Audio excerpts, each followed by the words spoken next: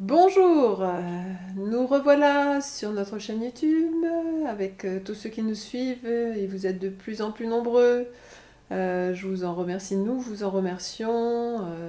Nous avons entamé une petite série de vidéos sur les statuts d'entreprise, donc on va continuer dans la lancée. Donc il y a eu 2 vidéos déjà, une qui dégrossissait un petit peu les différents statuts Alors on s'adresse essentiellement à des TPE-PME évidemment, hein.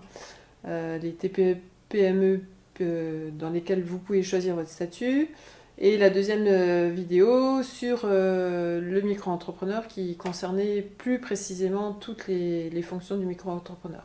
Aujourd'hui, je vais vous parler des sociétés en général, donc pour les TPE-PME. Donc déjà, je vais rappeler une notion dont on a déjà parlé dans les vidéos précédentes.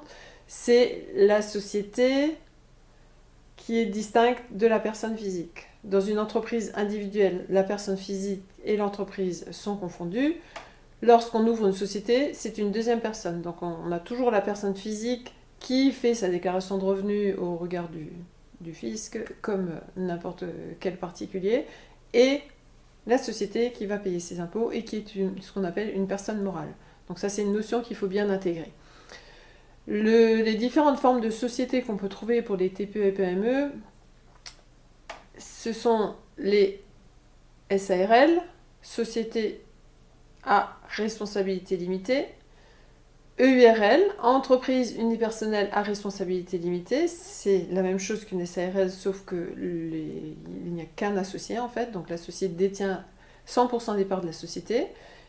On a depuis quelques années un nouveau statut, en tout cas un statut qui est accessible maintenant aux petites entreprises, qui s'appelle la SAS, Société par Action Simplifiée, au moins 2 associés, et la SASU, Société par Action Simplifiée unipersonnelle, qui est aussi qui est la même forme que la SAS, sauf pour un seul associé. Voilà, en gros, on a ces 4 statuts qui concernent les petites entreprises. Donc pour ceux qui décident de créer une entreprise, de créer une activité, de démarrer une activité, vous avez le choix entre ces 4 statuts-là, qui sont vraiment des statuts de société. Les autres, ce sont des statuts d'entreprise individuelle.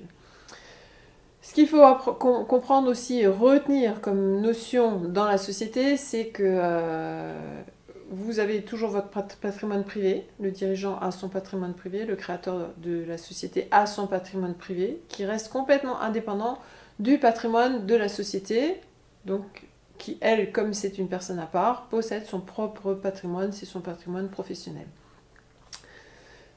Ça veut dire que ce qui implique que le patrimoine appartenant à la société et le dirigeant étant indépendant de cette société au niveau patrimonial, compliqué à dire, on ne peut pas utiliser en tout cas le patrimoine de l'entreprise, de la société, comme on utilise notre patrimoine privé. Si on utilise le patrimoine de l'entreprise,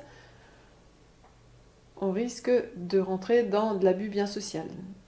Donc ça, il faut quand même le comprendre, c'est que la société est une autre personne et complètement indépendante de nous. Donc si on fait des actions entre nous et la société, tout ce qu'on fait doit être justifié, c'est-à-dire justifié par une facture, par des rémunérations, par un salaire, etc., des déplacements. Voilà, on pourra en parler un peu plus longuement dans une prochaine vidéo. En tout cas, sachez que la société et vous êtes complètement indépendants.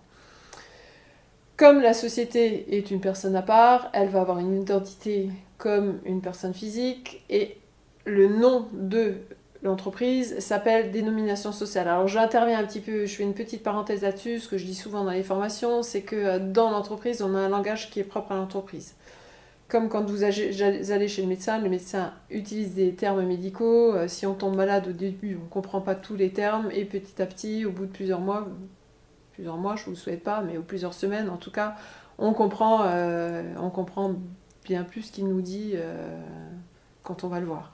Dans l'entreprise, c'est pareil. Dans l'entreprise, un langage à elle et il faut apprendre les termes. Donc au début, c'est un petit peu compliqué de les apprendre et de les connaître tous. Ce que je peux vous conseiller, c'est de vous faire peut-être un petit glossaire avec les différents termes d'entreprise et d'essayer de comprendre un petit peu chaque terme.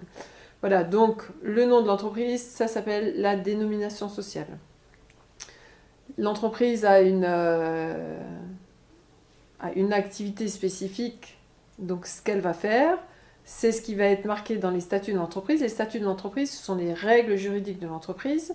C'est ce qui va déterminer en fait tout fonctionnement juridique de votre société depuis sa naissance jusqu'à sa mort. Donc l'objet social, l'activité, ça s'appelle l'objet social, va être inscrit dans les statuts et vous pourrez faire que cette activité. Si vous voulez faire une autre activité, il va falloir changer les statuts et puis modifier tout ça et modifier aussi votre objet social. La personne qui dirige l'entreprise a un nom bien spécifique. Donc dans les SARL, EURL, l'EURL, c'est le terme qu'on engage, qu'on emploie dans les statuts, ça sera toujours marqué SARL unipersonnel. Donc vous ne vous étonnez pas si quelqu'un vous donne, la personne qui va vous faire les statuts marque SARL unipersonnel et pas EURL, c'est normal, c'est le terme juridique qu'on emploie. Donc dans les SARL, EURL, le dirigeant s'appelle le gérant. Dans les SAS, SASU, le dirigeant s'appelle le président. Après, il peut y avoir donc un ou plusieurs associés. Donc si dans le URL, il n'y a qu'un associé qui est le dirigeant, le gérant peut aussi être quelqu'un d'extérieur à l'entreprise. Donc ça veut dire que le dirigeant, c'est l'associé de l'entreprise, et il peut y avoir un gérant qui est une autre personne c'est lui qui gère l'entreprise, mais il ne fait pas partie de l'entreprise. Il peut aussi être rémunéré pour ses fonctions de gérant, qu'on soit dirigeant ou que ce soit un tiers externe à l'entreprise. Donc dans les SAS, le dirigeant s'appelle le président. Il peut y avoir aussi un directeur général qui peut être nommé au sein de l'entreprise. Dans de petites entreprises, c'est pas vraiment toujours ce qu'on fait, mais si l'entreprise prend un peu d'ampleur, on peut très bien nommer un directeur général. Le dirigeant doit aussi rendre des comptes aux associés s'il n'est pas tout seul dans l'entreprise. Si les associés demandent à voir les comptes de l'entreprise, ils ont droit à voir les comptes de l'entreprise, ce qui est tout à fait normal. Mais ça se fait, il y a des formalités à respecter pour pouvoir accéder aux comptes. Au niveau impôt, une société de droit est à l'impôt, à ce qu'on appelle l'impôt sur les sociétés. Ça veut dire qu'elle va payer de l'impôt sur le bénéfice de l'entreprise. Le bénéfice, ce sont les produits moins les charges. C'est le compte de résultat qui va nous donner le bénéfice et la rentabilité en fait, de l'entreprise.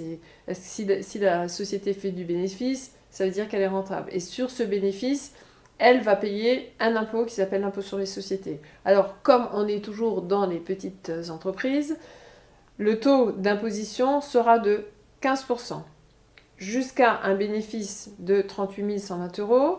Alors, il y a des conditions pour ça. Il faut que le capital soit détenu par au moins 75% de personnes physiques, parce qu'on peut aussi avoir une société qui détient une partie du capital.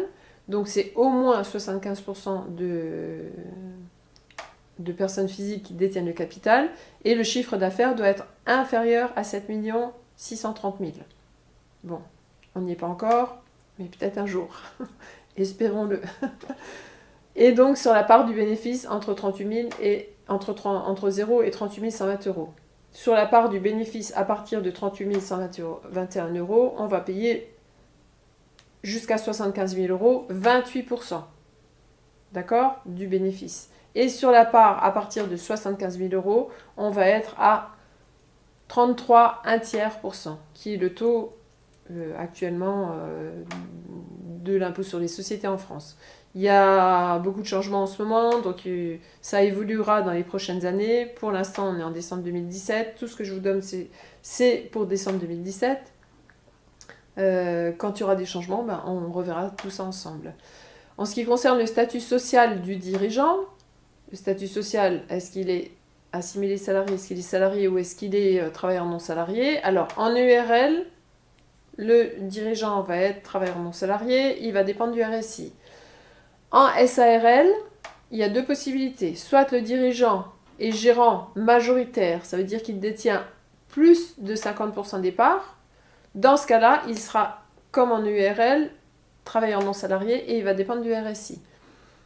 S'il est gérant minoritaire ou égalitaire, 50% ou en dessous des parts du capital, il sera dans ce cas-là assimilé salarié. Tout comme en SAS, SASU. En SAS, SASU, dans les deux situations, le dirigeant sera assimilé salarié.